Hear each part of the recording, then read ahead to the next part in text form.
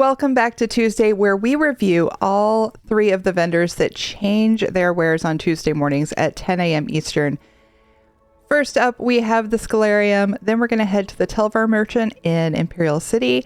And finally, we're going to hit up IA and see what is new there, as well as what new gear is dropping when we run an arc or two. All right, let's start with the Scholarium. First up, we have Bound Affix Script Cowardice. Adds Cowardice, a debuff reducing weapon and spell damage.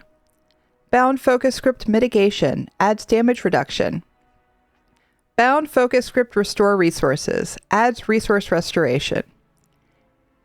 And Bound Signature Script Growing Impact. Adds enhanced buff and debuff application. Okay, let's move on to the Telvar Merchant. And let's see what the Telvar vendor has for us. This is all it could.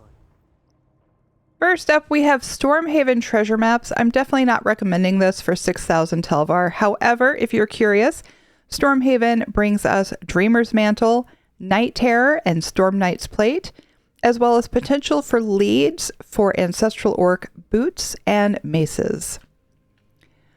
Our scripts, first up, is Bound Affix Script Lifesteal. Adds Lifesteal, a debuff granting healing to attackers. Bound Focus Script Mitigation. Adds damage reduction. And Bound Signature Script Immobilizing Strike. Adds an immobilization effect. Next up, we have Fragment of the Scrivener, which of course comes from Scrivener's Hall. This is one of, I believe, 5 skills combined to make Annulment Vibrant Yellow skill style.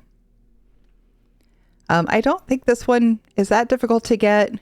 If you're able to run Scrivener's Hall, it's going to be a guaranteed drop off the final boss. Definitely not worth 25,000 Telvar. Of course, remember you need the DLC, both to get the fragment from Scrivener's Hall, but also to buy it with Telvar. So you're not just going to be able to buy it if you don't have the DLC. All right, we have our 2 leads. The first one is Palladium Talon. This one is part of the Torque of the Last Alien King, coming out of Endless Archive. If you're struggling to get these, don't forget to do those side bosses. They do drop quite often from those. And then our second lead is the Sclerotic Tentacle. This is part of Mora's Whispers. This is the one that comes from those watchlings in the portals. Pain to get. It is horrible to get. I would absolutely recommend, even at 25,000 Telvar, to go ahead and get it. And then, of course, we have jewelry. We have Necklace of Beckoning Steel, Ring of Beckoning Steel, Vice Cannon's Necklace, and Vice Cannon's Ring. Time to head over to Infinite Archive. And finally, we're in Infinite Archive. Let's see what's here. I had to use magic. First up, we have Betnik treasure maps.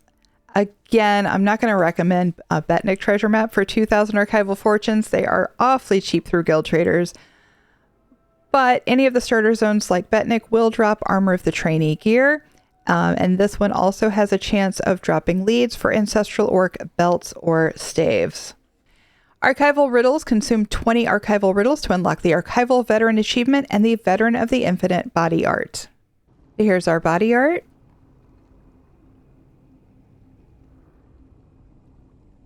At 7,000 archival fortunes, I think this is really, really expensive, especially if you're going to need 20 of them.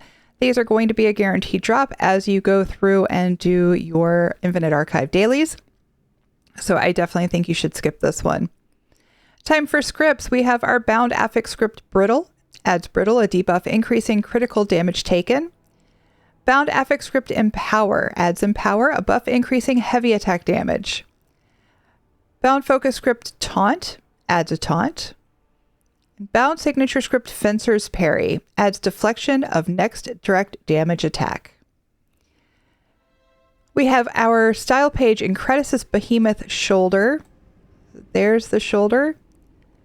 Whenever the Incredus Mask style page drops from Black Drake Philly, you'll be able to buy this from the Undaunted vendor. I don't think this one is worth it at 15,000 archival fortunes, but if you have to have them all, and you don't want to wait, it is here for 15,000 archival fortunes. Next up, companion equipment weapons. I'm not going to recommend this one either. The only companion equipment I ever recommend is jewelry. weapons, we are at the mercy of whatever trait it gives us, and these are bound, so you can't sell any of your cast-offs. So I say skip this one. Coral Hajmoda Lore.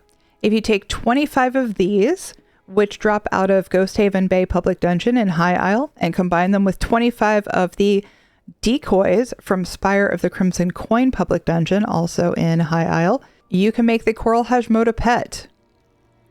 At 4,000 archival fortunes, I still think this is fairly steep. They've increased the drop rate of these fragments, so I don't think you're going to have too much trouble. But if you're down the last couple and you're just tired of farming, it is here for you. We're going to skip books. Next up is Fragment of the Wield. This fragment, along with several others, will give you the Force Shock Wild Burn skill style. This one drops from Westweald inside of the Left Wheel Public Dungeon off of the group boss. It is a guaranteed drop, so even though this is only 1,000 archival fortunes, I'm still going to recommend farming it yourself. But if you don't want to, 1,000 archival fortunes is not that much. Time for our leads. The first one is Large Ethereum Lenses. This one is part of the Ebon Dwarven Wolf Mount. It comes from the last Sentinel boss in Ricardark in Craglorn. This is a delve. I don't know that it's worth 5,000 archival fortunes, especially when you have 16 other fragments to get on top of this one. But if you want to avoid the hassle of a Craglorn delve, it is here for you for 5,000 archival fortunes. Next up, Rune Etched Cylinder. This one is part of Music Box Glyphic Secrets. It comes out of a delve in Telvanni Peninsula, apogee of the Tormenting Eye off of the boss. It is a little bit of a pain to farm. The drop rate's not fantastic. It's not horrible though. So it is here if you want it. Okay, now for our books. We have Daedric Worship and the Dark Elves. This one comes out of Infinite Archive. The eidetic memory is in the Mages Guild in Necrom, which is part of Telvanni Peninsula. And Tidefall Cantos. This one also drops in Infinite Archive, and you'll find the eidetic memory in Fathom's Drift in Apocrypha. I believe we've seen Daedric Worship in the Dark Elves before, so you may already have this one, but I don't believe we'd seen Tidefall Cantos before. All right, let's run a couple of arcs of Infinite Archive and see what new gear is dropping this week. We just finished up 2 arcs of Infinite Archive, and this week we have gear dropping from Eastmarch. That includes Akaviri Dragonguard, Fjord's Legacy, Stendar's Embrace, and also from Southern Elsewhere. That's Dragonguard Elite, Marauder's Haste, and Senchal Defender. Just remember, if you don't own the DLC or expansion, then you will not be able to pick up that gear. So if you don't have Southern Elsewhere, you'll pick up all gear from Eastmarch. All right, that's going to do it for this week. We'll see you in the next one.